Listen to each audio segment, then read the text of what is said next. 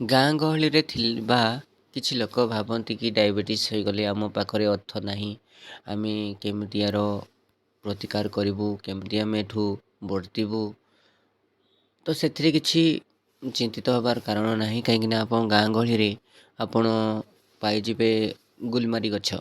ଗୁଲମାରି ଗଛର ପତ୍ରକୁ ଆପଣ ପାଣିରେ ବତୁରେଇ ତାକୁ ଆପଣ ସେବନ କରନ୍ତୁ।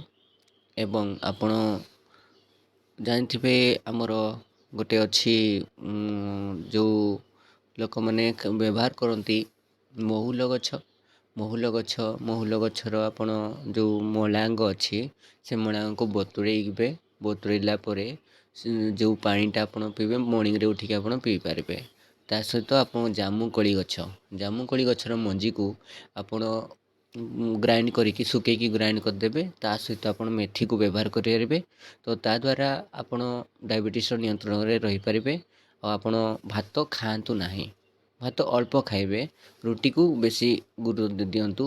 ଆଉ ଯଦି ଆପଣ ଚାହିଁଲେ ଯେ ଆପଣ ମାଣ୍ଡିଆ ଖାଇବେ, ମାଣ୍ଡିଆ କିଛି ମାତ୍ରାରେ ଖାଆନ୍ତୁ। ଆପଣ ମଇଦାର ତିଆରି ଛଣାଛୁଣି ଜିନିଷ ବାରଣ ହୁଏ ଆପଣମାନଙ୍କୁ। ତ ଛଣାଛୁଣି ଜିନିଷ ଆପଣ ଆଦୌ ଖାଆନ୍ତୁ ନାହିଁ, ଚା ପିଅନ୍ତୁ ନାହିଁ। ଆଉ କାରଣ ସହରରେ